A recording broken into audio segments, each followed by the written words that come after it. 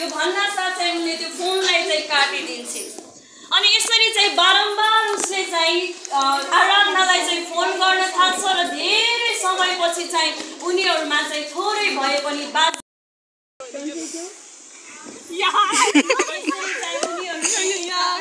धेरै लामो चाहिँ कुरा गर्न थाल्छन् र उनीहरूको बिचमा चाहिँ लभ पर्न जान्छ। उनीहरूको चाहिँ राम्रो एउटा प्रेम सम्बन्ध हुन्छ। अनि एक दिन कुरा गर्दै गर्दाखेरि त्यो छिटोले चाहिँ आराधनालाई भन्छ, हेलो सानी, मायाको डल्लु, अब हामी भेटौँ न। अनि आराधनाले पनि खुसी हुँदै जवाफ दिन्छ,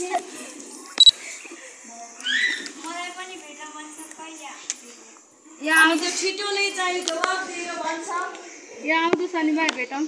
अनि चाहिँ अलमल्ल पर्छिन् र भन्छन्, अनि त्यो केटा चाहिँ रिसाएर भन्छ, शनिबार मेरो सम्मति छ। रिसको झोकमा फेरि भन्न थाल्छ, के मेरो लागि एक दिनको सङ्गति छोड्न सक्दिनौ? जबरजस्ती गर्छ र आराधना चाहिँ शनिबार चाहिँ उनीहरू भेट्नको निम्ति चाहिँ तयार हुन्छ। शनिबारको बिहान पास्टर गाउँबाट हैन पास्टर। अनि उनले फेरि बहाना बनाउँदै भन्छन्, अनि यसरी चाहिँ उनले फोन काट्छिन् र एकछिन सोच्न थाल्छिन्।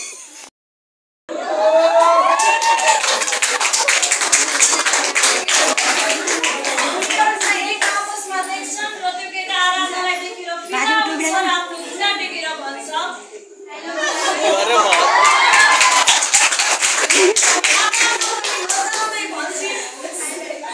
अरे बाप रे। यसरी चाहिँ एक आपसमा धेरै समयसम्म चाहिँ उनीहरूमा धेरै अनि त्यो केटा चाहिँ रिसको झोकमा चाहिँ भन्न थाल्छ, के गर्ने, म एउटा म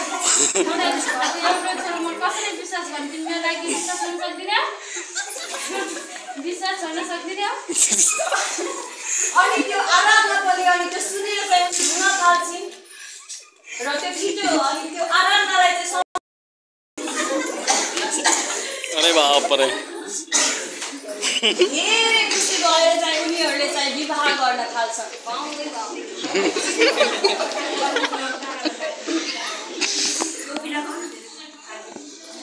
ल सुरु गरौँ।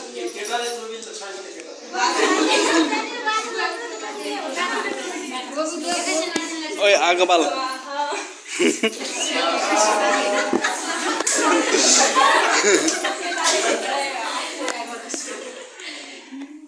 नहीं हाँस्नु। आउटी लगाई बे।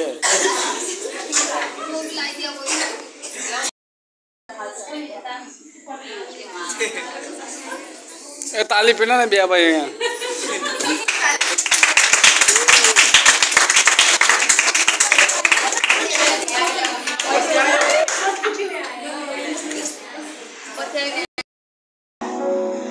उनीहरूमा धेरै प्रेम भएका खातिर चाहिँ उनीहरूमा यति धेरै प्रेम हुन्छ, उनीहरूले चाहिँ एक आपसमा चाहिँ माया चाहिँ साटिरहेका हुन्छ। त्यो खाना खाएर आराधनाको श्रीमानले भन्छ, आराधना तिम्रो हातमा के जादु र यसरी चाहिँ उनीहरू चाहिँ एक आपसमा धेरै गहिरो प्रेम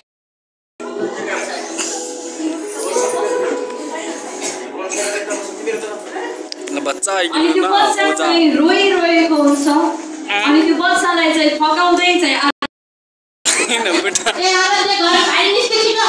यो सुन्न बित्तिकै उसले आफ्नो बच्चालाई तल राख्छिन् र भन्छिन्,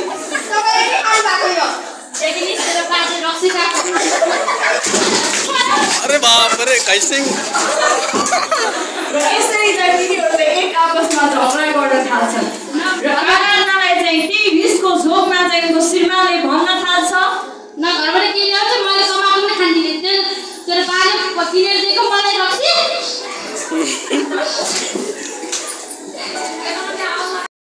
धेरै दुखी हुन्छन्। उनी चाहिँ दिन प्रतिदिन चाहिँ उनीहरूको बिचमा चाहिँ झै झगडा भइरहेको हुन्छ। एक दिनको कुरा छ, त्यो देखेर आराधनाले आफ्नो बच्चालाई एक ठाउँमा राख्छिन् र उनी हतारिँदै जान्छन् र भन्छन् अनि को हो यो म जसमा खुसी हुन चाहन्न त्यही कारण मैले बिहे गरिरहेको म यसलाई धेरै माया गर्छु अरे बाप रे अनि यो सुनेर चाहिँ उनी चाहिँ एकदमै दुखी हुन्छन् र त्यो आराधनाको श्रीमानले चाहिँ त्यो अर्कै श्रीमतीलाई लगेर चाहिँ आफ्नो कोठाभित्र जान्छ र यो देखेर चाहिँ आराधनामा केही पनि शब्द बसेको हुँदैन र उनले चाहिँ त्यति बेला चाहिँ परमेश्वरलाई सम्झिन्छन् उनले यहाँ देखाउन खोजेको कुरा चाहिँ तपाईहरुले बुझ्नुभयो होला जहाँसम्म हामीले मेहनत गरेका छौँ जहाँसम्म हामीले